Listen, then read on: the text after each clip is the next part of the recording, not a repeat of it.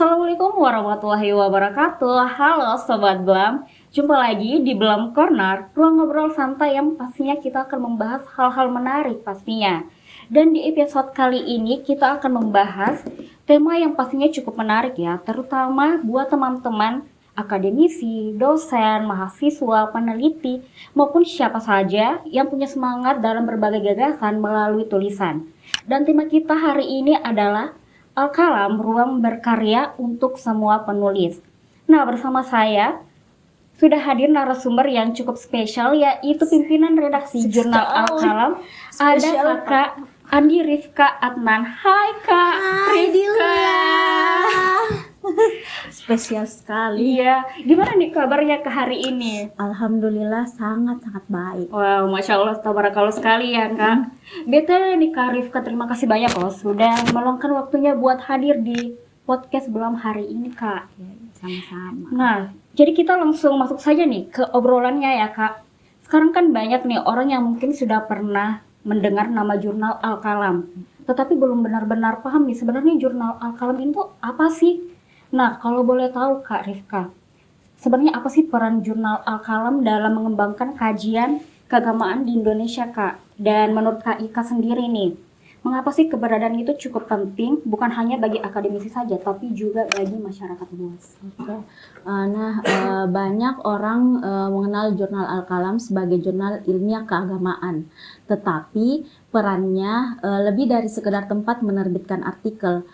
Al-Qalam mungkin menjadi wadah bagi para peneliti dan akademisi untuk berbagi hasil riset tentang agama dan sosial budaya di Indonesia. Yang membuat Al-Qalam penting itu kontribusinya dalam menghadirkan kajian ilmiah yang relevan dan dapat diakses oleh seluruh masyarakat. Nah, bagi akademisi, jurnal ini menjadi salah satu sumber referensi yang terpercaya. Sementara untuk masyarakat, hasil-hasil penelitian yang ada dalam dan termuat dalam Al-Qalam itu membantu memberikan informasi yang lebih luas tentang isu-isu keagamaan yang sedang berkembang saat ini. Wow, jadi menarik sekali ya Kak. Ya. Nah, katanya nih Jurnal Al-Qalam juga saat ini lagi buka proses pendaftaran ya Kak untuk submitan tulisan. Iya. Ya, itu kalau boleh tahu sampai tanggal berapa nih Kak? Sampai tanggal 1 Agustus 2026. Berarti 1 Agustus 2026. Nah, kalau berbicara soal proses submit nih Kak, pasti kan banyak calon penulis nih yang penasaran. Sebenarnya seperti apa sih tulisan yang dicari oleh tim redaksi? Apakah lebih menekankan kebaruan ide, kualitas data, atau dampak bagi masyarakat, atau justru ada hal-hal lain nih Kak yang mungkin masih luput nih dari perhatian para penulis? Oke. Kalau saya melihat karakteristik jurnal Al-Qalam yang paling dicari bukan hanya ide yang baru, tetapi artikel yang relevan dengan fokus jurnal Al-Qalam itu sendiri. Memiliki data yang kuat dan memberi kontribusi nyata bagi pengembangan studi keagamaan di Indonesia. Tentunya kebaruan juga sangat penting, tetapi harus juga didukung dengan metodologi yang baik dan analisis yang mendalam. Yang terpenting bagaimana penelitian tersebut bisa berdampak bagi masyarakat. Wow, jadi menarik sekali ya Kak. Iya. Jadi Al-Qalam itu bukan hanya tempat publikasi saja, tapi juga bisa menjadi ruang lahirnya untuk berbagi ide ya Kak. Oke nih Kak, selanjutnya nih, mungkin masih banyak teman-teman di luar sana tuh yang mungkin masih agak minder, kayak takut ditolak, terus juga tulisannya kan masih menganggap kayak belum sesuai nih. Berdasarkan pengalaman Kak Rifka sebagai pimpinan redaksi di Jurnal Al-Qalam, apa sih kesalahan yang paling sering ditemukan selama proses pendaftaran ini Kak? Dan apa saja tips sederhana dari Kak Rifka supaya artikel yang disubmit di Al-Qalam itu bisa dipublikasikan? Nah, untuk pengalaman sebagai pimpinan redaksi juga saya kan baru di edisi ini, dan yang paling sering terjadi sebenarnya bukan kualitas penelitian yang kurang, tetapi artikel yang belum sesuai dengan fokus jurnal Al-Qalam. Kemudian metodologinya juga masih kurang dijelaskan. Analisisnya yang masih sebatas deskripsi itu sih yang biasa kami temukan dalam catatan beberapa reviewer. Serta ada juga yang belum menunjukkan kebaruan dan kontribusi penelitiannya. Nah, sederhana saja sebenarnya, saran saya, baca dulu pedoman penulisan yang ada pada jurnal Al-Qalam, kemudian baca beberapa artikel yang telah terbit. Pastikan topiknya sesuai, perkuat analisis dengan referensi terbaru, lalu jelaskan dengan tegas apa kontribusi penelitian yang Bapak Ibu lakukan. Dengan begitu mungkin peluang untuk lolos untuk ke tahap review itu akan jauh lebih besar. Jadi lebih fokus ke kayak semuanya. Iya ya Kak, tulisannya, Iya, tulisannya yang paling itu harus sesuai dengan fokus dan skop jurnal Al-Qalam. Berarti fokusnya ya Kak. Iya. Berarti Sobat Belam harus catat itu ya. Nah, sekarang kita masuk ke topik yang lagi ramai dibahas nih Kak. Kan sekarang kita sudah ada di era digital nih, digitalisasi atau di era AI. Dan seperti yang kita sudah tahu kan untuk penggunaan AI ini tuh cukup membantu ya Kak untuk proses penulisan. Nah, menurut Kak Rifka, bagaimana sih penggunaan AI dalam penulisan artikel ilmiah yang masih dianggap etis? Dan lalu sampai di mana sih Kak batasnya supaya karya kita itu tetap orisinal Kak dan tetap terjaga integritas akademiknya? Oh iya. Nah, sebenarnya AI ini adalah alat yang sangat membantu untuk kita saat ini.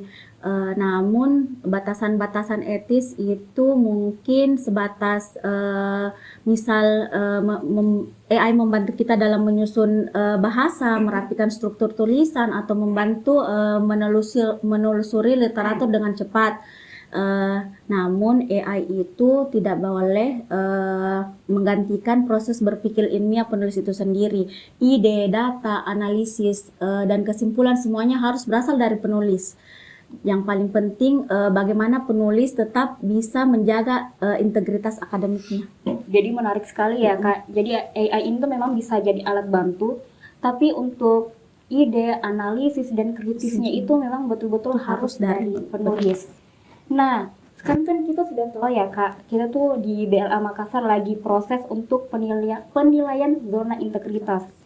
Kalau boleh tahu nih, bagaimana sih peran jurnal Al-Qalam dalam mendukung pembangunan zona integritas di BLA Makassar ini Kak?